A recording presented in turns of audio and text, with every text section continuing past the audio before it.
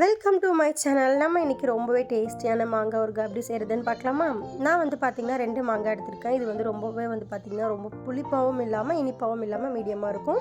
நல்லா டேஸ்ட்டாக இருக்கும். நான் பார்த்திங்கன்னா இந்த மாதிரி சைஸ்க்கு எடுத்திருக்கேன். இதை நல்லா சின்னதாக பொடியை நம்ம கட் பண்ணி எடுத்துக்கலாம். நீங்கள் பார்த்திங்கன்னா உங்களுக்கு பெரிய சைஸில் ஊறுகாய் அந்த மாதிரி மாங்காய் வேணும் அப்படின்னா நீங்கள் பெரிய சைஸ் கட் பண்ணிக்கலாம். நான் பார்த்திங்கன்னா சின்ன சைஸ் இந்த மாதிரி கட் பண்ணியிருக்கேன். இது கூட பார்த்திங்கன்னா கல்லுப்பு சேர்த்துக்கலாம். நல்லா சேர்த்து நல்லா இந்த மாதிரி மிக்ஸ் பண்ணி வச்சுருங்க. இது பார்த்திங்கன்னா ஓவர் நைட் அப்படியே இருக்கணும். நைட் ஃபுல்லாக பார்த்திங்கன்னா இந்த உப்பு போட்டு மிக்ஸ் பண்ணது அப்படியே இருக்கணும். அதுலேருந்து பார்த்திங்கன்னா தண்ணி வடிஞ்சு வரும். அந்த அளவுக்கு அந்த மாங்காய் நல்லா அந்த உப்பில் ஊறி சூப்பராக இருக்கும் டேஸ்ட்டு. இப்போ பார்த்திங்கன்னா 2 ஸ்பூன் அளவுக்கு கடுகு எடுத்துருக்கேன். 1 ஸ்பூன் அளவுக்கு வெந்தயம் எடுத்துக்கலாம்.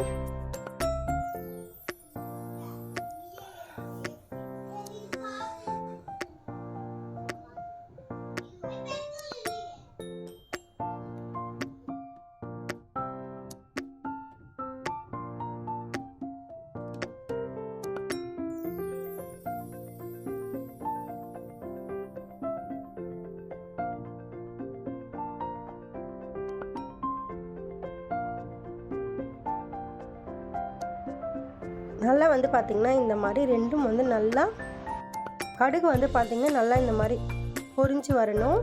வெந்தயம் பார்த்திங்கன்னா கொஞ்சம் பொன்னிறமாக வரணும். இந்த மாதிரி ரெண்டுத்தையும் ஃப்ரை பண்ணி எடுத்துக்கோங்க. எண்ணெய் பார்த்திங்கன்னா சேர்க்காமல் ஃப்ரை பண்ணி எடுத்துக்கோங்க. இப்போ அரைச்சி வச்சுருக்கேன் இந்த பவுடர் நம்ம தனியாக எடுத்து வச்சுக்கலாம். மாங்காயில் பார்த்திங்கன்னா இங்கே பாருங்கள் எந்த அளவுக்கு தண்ணி விட்டுருக்கு பாருங்கள். நல்லா பார்த்திங்கன்னா ஒரு வாட்டி நல்லா கிளறி விட்டுருங்க.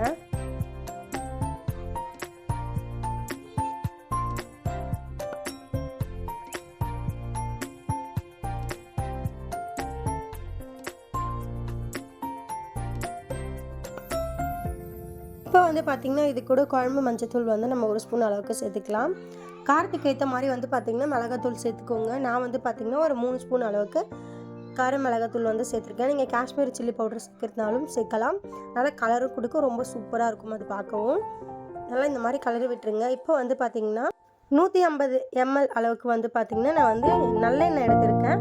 எண்ணெய் பார்த்திங்கன்னா இதுக்கு நம்ம அதிகமாகவே சேர்க்கணும். அதுவும் நல்லெண்ணெயில் செய்யும் போது ரொம்ப டேஸ்ட்டாக இருக்கும். அண்ட் சீக்கிரமாக பார்த்திங்கன்னா கெட்டும் போகாது. அதில் பார்த்திங்கன்னா 1 ஸ்பூன் அளவுக்கு வெந்தயம், 1 ஸ்பூன் அளவுக்கு கடுகு சேர்த்துருக்கேன். ஒரு 10 பல் பூண்டு பார்த்திங்கன்னா தோல் உரிச்சு வச்சுருக்கேன். அதையும் நம்ம இது கூட சேர்த்து தாளிச்சிக்கலாம். நல்லா பார்த்திங்கன்னா இந்த மாதிரி அந்த பூண்டுலாம் நல்லா தாளித்து வரணும். இப்போ பார்த்திங்கன்னா நம்ம அரைச்சி வச்சுருக்க அந்த பவுடரை மாங்காய் கூட சேர்த்து நல்லா மிக்ஸ் பண்ணி விட்டுக்கோங்க. இப்போ பார்த்திங்கன்னா நம்ம வச்சுருக்க அந்த தாளிப்பை இது கூட சேர்த்துக்கலாமா? அவ்வளோதான். ரொம்பவே சிம்பிளான ரெசிபி இது. நல்லா மிக்ஸ் பண்ணி விட்டுக்கோங்க. ஆயில் பார்த்திங்கன்னா கம்மியாக இருக்குது அப்படின்னு உங்களுக்கு தோணுச்சுன்னா நீங்கள் இன்னமும் கொஞ்சம் பார்த்திங்கன்னா ஆயில் ஹீட் பண்ணிவிட்டு இது கூட சேர்த்துக்கலாம். எந்த அளவுக்கு நம்ம எண்ணெய் சேர்க்குறோமோ அந்த அளவுக்கு மாங்காய் சீக்கிரமாக கெட்டு போகாது அண்ட் டேஸ்ட்டாகவும் இருக்கும். இது பார்த்திங்கன்னா ஒரு 3 நாளுக்கு மேலே ஒரு வெள்ளை கலர் துணி போட்டு இல்லைன்னா கவர் மேலே கவர் பண்ணிவிட்டு நீங்கள் வெயிலில் 3 நாள் வச்சு எடுத்திங்கன்னா சீக்கிரமாக பார்த்திங்கன்னா ஊறுகாய் கெட்டே போகாது. ஒரு 6 மாதத்துக்காச்சும் பார்த்திங்கன்னா கெட்டு போகாமல் சூப்பராக இருக்கும். நீங்கள் அந்த தாளிக்கும் போது பார்த்திங்கன்னா கொஞ்சமாக பெருங்காயத்தூள் ஆட் பண்ணிக்கோங்க. நான் பார்த்திங்கன்னா சொல்ல மறந்துட்டேன். நல்லா இந்த மாதிரி மிக்ஸ் பண்ணி விட்டுட்டு நீங்கள் ஒரு நல்ல ஏர் டைட் பாக்ஸில் போட்டு ஃபில் பண்ணி வச்சிட்டிங்கன்னா ரொம்பவே டேஸ்ட்டாக இருக்கும். கண்டிப்பாக செஞ்சு பாருங்கள். மறக்காம நம்ம சேனல் சப்ஸ்கிரைப்